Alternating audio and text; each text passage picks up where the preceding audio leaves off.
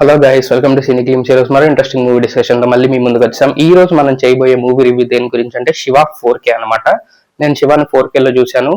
And ఇది already చూసేసిన cinema కాబట్టి ఇది మన రెగ్యులర్ రివ్యూ ఫార్మాట్ కాకుండా కొత్త ఫార్మాట్ లో వెళ్దాం. అంటే శివ తెలుగు ఇండస్ట్రీలో ఒక పాత్ బ్రేకింగ్ మూవీ ఎందుకు అయ్యింది అన్న టాప్ 5 పాయింట్స్ అయితే నేను వెతికి మీకోసం డిజైన్ చేసి ఆ 5 పాయింట్స్ ఏంటో క్లియర్ గా ఎక్స్ప్లెయిన్ చేస్తాను. వీడియోని ఎండ్ వరకు చూడండి, చాలా ఇంట్రెస్టింగ్ విషయాలు అయితే తెలుస్తాయి.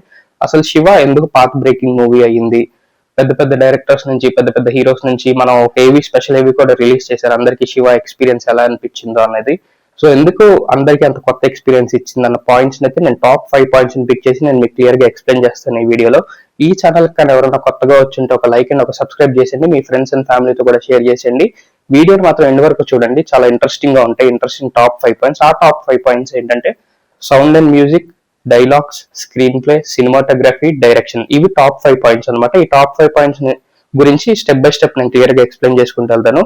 మనం ఫస్ట్ పాయింట్ లోకి వెళ్ళిపోదాం, which is sound and music. Let's go. So first point గురించి అయితే మనం డిస్కస్ చేసుకుందాం, అదే sound and music. Why Shiva sound and music is so different అంటే, మీరు అప్పటిదాకా వచ్చిన రెగ్యులర్ ప్యాటర్న్ మూవీస్ చూస్తే సౌండ్ బీజిఎంస్ ఒకలా ఉంటాయి, శివాలో బీజిఎంస్ ఒకలా ఉంటాయి. దీనికి పర్ఫెక్ట్ ఎగ్జాంపుల్ రామ్ గోపాల్ వర్మ గారు రీసెంట్ గా ఒక ఇంటర్వ్యూలో అయితే చెప్పారు, అసలు సౌండ్ శివాకి ఎందుకు కొత్తగా అనిపించింది మ్యూజిక్ అని. రామ్ గోపాల్ వర్మ గారికి ఇది ఇళయరాజా గారు చెప్పారంట. నేను అదైతే మీకు ఆ పాయింట్ ని క్లియర్ గా ఎక్స్ప్లెయిన్ చేస్తాను వాళ్ళు ఏం చెప్పారో. సో రామ్ గోపాల్ వర్మ గారు, ఇళయరాజా గారు రషెస్ చూస్తున్నారు సినిమా, అప్పటిదాకా వచ్చిన సినిమావి. So they are trying to decide which music ఎలాగా కంపోజ్ చేయాలి, ఎలా ఉంటే బాగుంటుందని ఇళయరాజా గారు డిసైడ్ అవుతున్న టైంలో సో ఇళయరాజా గారు ఆ రషెస్ అన్ని చూసి రామ్ గోపాల్ వర్మ గారితో ఇలా అన్నారంట. అదేంటంటే, ఆల్రెడీ మనం చూసిన రషెస్ లో నాకు ఏమనిపించిందంటే, శివ అనే సినిమా జనాలతో ఆల్రెడీ మాట్లాడుతుంది. ఆ స్క్రీన్ ప్లే వెళ్లే విధానంలో కానీ, ఆ కథ చెప్పే విధానంలో కానీ ఆడియన్స్ అప్పటికి ఎంగేజ్ అవుతున్నారు. సో ఇలాంటి సినిమాకి మ్యూజిక్ ఎక్కువ ఉండకూడదు, అది ఏ టైంలో వచ్చి ఆడియన్స్ తో మాట్లాడాలో ఆ టైంలోనే నేను మ్యూజిక్ ఇస్తాను, అప్పుడే ఈ సినిమాకి మ్యూజిక్ అవసరం అని చెప్పి. మీరు చూడండి, చాలా సడన్ మ్యూజిక్ లు అప్పుడప్పుడు వస్తాయి, ఎక్కువ ఎలివేషన్ మ్యూజిక్స్ కానీ, ఎక్కువ ఒక సాడ్ మ్యూజిక్స్ కానీ ఇలాంటివి ఏవి ఉండవు. శివాలో చాలా సింపుల్ మ్యూజిక్ ఉంటుంది.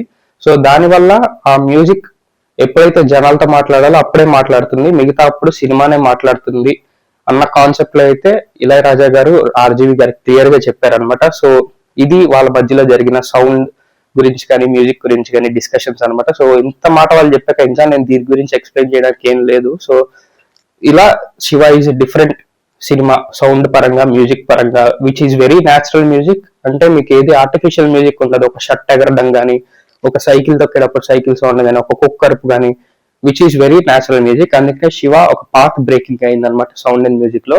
ఇప్పుడు మన సెకండ్ పాయింట్ లోకి వెళ్దాం, డైలాగ్స్ లోకి. Let's go. సో ఇప్పుడు మనం డైలాగ్స్ గురించి అయితే క్లియర్ గా డిస్కస్ చేసుకుందాం. Why Shiva is a path breaking movie dialogues పరంగా అని. సో మీరు శివ సినిమాలో మీరు యాక్టర్స్ డైలాగ్స్ చూస్తే చాలా సింపుల్ గా ఉంటాయి. వీరుడు, ధీరుడు, సూర్యుడు ఇలాంటి వర్డ్స్ ఏమీ ఉండవు అనమాట.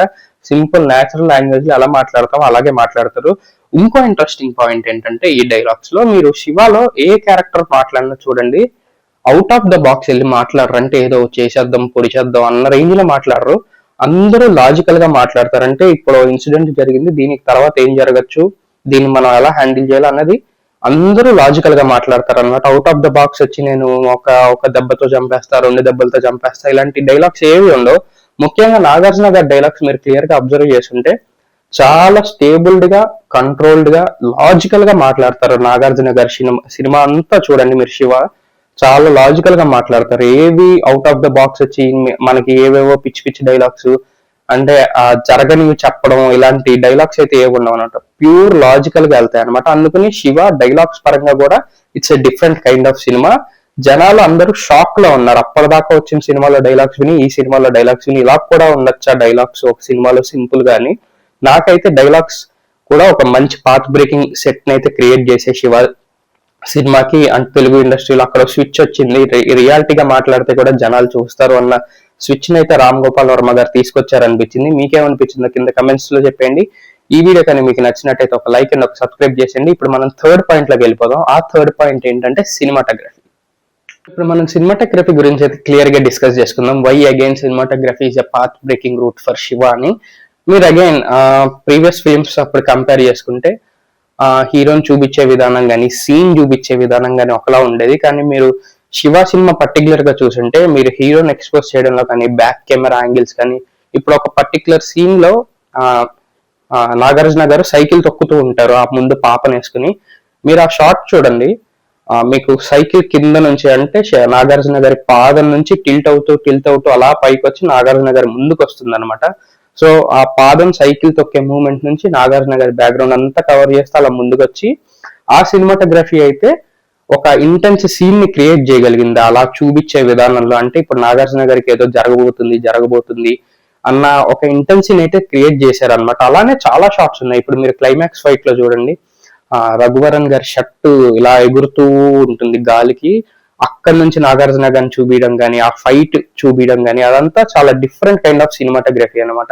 ఇలా చాలా షార్ట్స్ ఉంటాయి. ఇప్పుడు నాగార్జున గారు ఒక విలన్ ని భుజం మీద వేసుకొచ్చి ఇలా చీకట్లో నుంచి వెలుగులోకి నడుచుకుంటూ రావడం, మీకు దాని వల్ల ఏమవుతుందంటే అలా చీకట్లో నుంచి వెలుగులోకి నడుచుకుంటూ రావడం వల్ల విలన్ భయపడతాడు, ఎవరో ఒకడు మనల్ని ఎదిరించేవాడు వచ్చాడు ఊర్లోకి అన్న ఒక భయాన్ని అయితే ఆ ఫ్రేమ్ లో క్రియేట్ చేయగలిగారు. విలన్ సైడ్ కానీ హీరో సైడ్ హీరోయిజం కానీ ఎలాంటి డైలాగ్స్ లేకుండా.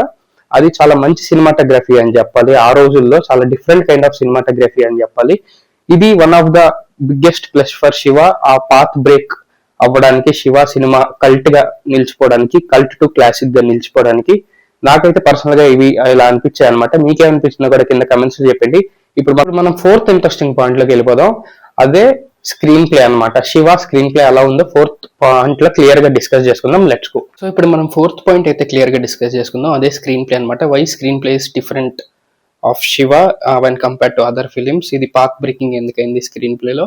సో జనరల్ గా స్క్రీన్ ప్లే అంటే ఏంటి, ఆడియన్స్ సినిమా చూస్తున్నప్పుడు ఆడియన్స్ కి కథ తెలుస్తుంది, ఆయన ఎక్స్పెక్ట్ చేసినప్పుడు ఒక ట్విస్ట్ రావాలనుకుంటూ ఉంటాడు, కానీ అది ఆ టైంలో రాకుండా అతను ఎక్స్పెక్ట్ చేయని టైంలో ఒక ట్విస్ట్ వస్తే అప్పుడు కథ బాగుందండమో, స్క్రీన్ ప్లే బాగుందండమో, కథ తీసుకుని వెళ్ళే విధానం బాగుందండమో అన్న స్టేట్మెంట్స్ అయితే ఇస్తూ ఉంటారు. అదే స్క్రీన్ ప్లే అనమాట. సో శివాలో స్క్రీన్ ప్లే ఎందుకు డిఫరెంట్ అంటే, మీరు శివ సినిమా చూడండి, నాగార్జున గారు చైన్ తీస్తారు కదా, ఆ సీన్ వరకు అయితే అబ్జర్వ్ చేసి చూడండి సినిమాని. మీకు కథ చెప్పే విధానంలో అండర్లైన్ లో ఒక హీరోయిజం కూడా ఉంటుందన్నమాట. ఒక ఎలివేషన్ అయితే పెట్టడానికి ట్రై చేశారు. మీకు ఆ ఎలివేషన్ వెళ్తూ అతను నాగార్జున గారు చైన్ తీయగానే మీకు ఆ ఎలివేషన్ ఫుల్ కిక్ ఇచ్చింది అనమాట. అందుకనే ఇప్పటికీ ఆ సీన్ ఒక ఐకానిక్ సీన్ గా మిగిలిపోయింది, ఆ చైన్ తీసే సీన్ నాగార్జున గారు. సో ఇదే అనమాట స్క్రీన్ ప్లే అంటే. ఒక 15 minutes కి హీరోకి ఒక బిల్డప్ ఇస్తూ అది ఆడియన్స్ కి తెలియకుండా అది కవర్ చేస్తూ స్టోరీతో ఎవరు ఎక్స్పెక్ట్ చేయని టైంలో నాగార్జున గారు ఆ చైన్ తీయడం జనాలకి మంచి కిక్ ఇచ్చింది అనమాట. సో ఇలా అండర్లైన్ లో కూడా ఒక హీరోయిజం ని చూపించచ్చు ఒక స్క్రీన్ ప్లే ద్వారా అన్నదైతే రామ్ గోపాల్ వర్మ గారు కొత్తగా కనిపెట్టారు. సో ఇప్పటికి కూడా చాలా మంది డైరెక్టర్స్ అదే ప్యాటర్న్ అయితే ఫాలో అవుతున్నారు సినిమా తీసే విధానంలో. అందుకు screen play is the path breaking for Shiva అనమాట. శివ సక్సెస్ లో కీ రోల్ ప్లే చేసింది. మీకేమనిపించిందో కింద కమెంట్స్ లో చెప్పండి. ఈ వీడియో కానీ నచ్చితే ఒక లైక్ అండ్ ఒక సబ్స్క్రైబ్ చేసేయండి. ఇంకా మనం లేట్ చేయకుండా 5th పాయింట్ లోకి వెళ్దాం, అదే direction. So the final point direction అనమాట. మీరు రామ్ గోపాల్ వర్మ డైరెక్షన్ చూడండి సినిమా అంతా, which is a very different way. ఆయన కథ చెప్పిన విధానం కానీ, ఆయన యాక్షన్ సీన్స్ చూపించిన విధానం కానీ కంప్లీట్లీ డిఫరెంట్ అనమాట.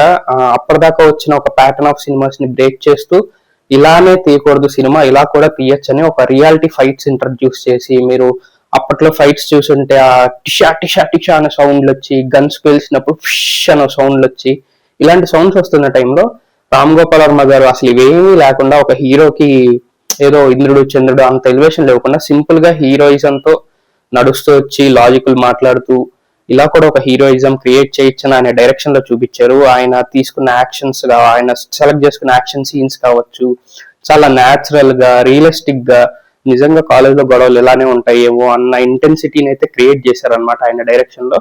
అండ్ ఆయన తీసుకున్న స్టోరీ చెప్పే విధాన్ని కూడా ఏ సీన్ లో స్టోరీ చెప్పాలో ఆ సీన్ లో స్టోరీ చెప్తారు, ఏ సీన్ లో హీరో ఎలివేషన్ ఇవ్వాలో ఆ సీన్ లో ఇస్తారు అనమాట. So that is why Shiva is different from other films. నాకైతే పర్సనల్ గా ఇది నచ్చింది. మీకేమనిపించిందో కూడా కింద కమెంట్స్ లో చెప్పండి. ఈ వీడియో కానీ నచ్చితే ఒక లైక్ అండ్ ఒక సబ్స్క్రైబ్ చేయండి. అండ్ అదే కదా, Ram Gopal Varma is a talented director. ఎప్పటికీ హిస్టరీలో మిగిలిపోయే డైరెక్టర్ నా పరంగా. ఆయన కాన్సన్ట్రేట్ చేసి తీస్తే ఇలాంటి సినిమాలు ఇంకో 100 తీయగలుగుతారు. బట్ చూద్దాం, లెట్స్ వెయిట్ అండ్ సీ ఆయన ఇంకెలాంటి సినిమాలు తీస్తారో.